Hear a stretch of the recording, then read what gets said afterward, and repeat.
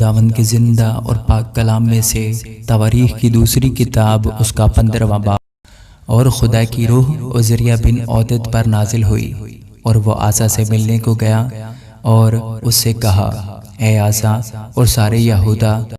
اور بنیامین میری سنو، خداوند تمہارے ساتھ ہے جب تک تم اس کے ساتھ ہو، اور اگر تم اس کے طالب ہو تو وہ تم کو ملے گا، پر اگر تم اسے ترک کرو تو وہ تم کو ترک کرے گا۔ اب بڑی مدت سے بنی اسرائیل بغیر سچے خدا اور بغیر سکھانے والے کاہن اور بغیر شریعت کے رہے ہیں، پر جب وہ اپنے دکھ میں خداوند اسرائیل کے خدا کی طرف پھر کر اس کے طالب ہوئے تو وہ ان کو مل گیا۔ اور ان دنوں میں اسے جو باہر جاتا تھا اور اسے جو اندر آتا تھا مطلق چین نہ تھا، بلکہ ممالک کے سب باشندوں پر بڑی اذیتیں تھیں۔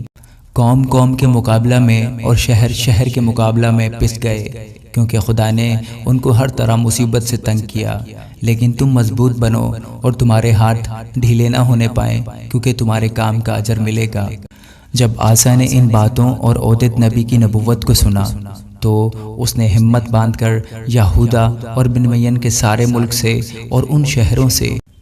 جو اس نے افرائیم کے کوہستانی ملک میں سے لے لیے تھے مکروہ چیزوں کو دور کر دیا، اور خداوند کے مذبح کو جو خداوند کے اسارے کے سامنے تھا پھر بنایا۔ اور اس نے سارے یہودا اور بنیامین کو اور ان لوگوں کو جو افرائیم اور منسی اور شمعون میں سے ان کے درمیان بود و باش کرتے تھے اکٹھا کیا، کیونکہ جب انہوں نے دیکھا کہ خداوند اس کا خدا اس کے ساتھ ہے تو وہ اسرائیل میں سے باکثرت اس کے پاس چلے آئے۔ وہ آسا کی سلطنت کے 15ویں برس کے تیسرے مہینے میں یروشلم میں جمع ہوئے، اور انہوں نے اسی وقت اس لوٹ میں سے جو وہ لائے تھے خداوند کے حضور 700 بیل اور 7000 بھیڑیں قربان کی، اور وہ اس عہد میں شامل ہو گئے تاکہ اپنے سارے دل اور اپنی ساری جان سے خداوند اپنے باپ دادا کے خدا کے طالب ہوں، اور جو کوئی کیا چھوٹا کیا بڑا، کیا مرد کیا عورت خداوند اسرائیل کے خدا کا طالب نہ ہو وہ قتل کیا جائے۔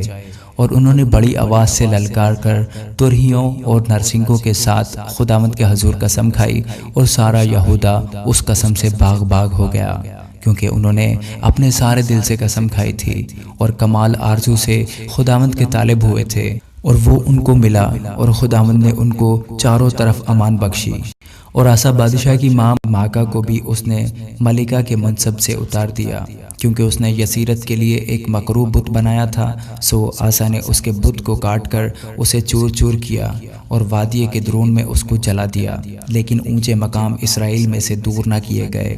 تو بھی آسا کا دل عمر بھر کامل رہا، اور اس نے خدا کے گھر میں وہ چیزیں جو اس کے باپ نے مقدس کی تھیں اور جو کچھ اس نے خود مقدس کیا تھا داخل کر دیا، یعنی چاندی اور سونا اور ظروف۔ اور آسا کی سلطنت کے 35ویں سال تک کوئی جنگ نہ ہوئی۔ آمین۔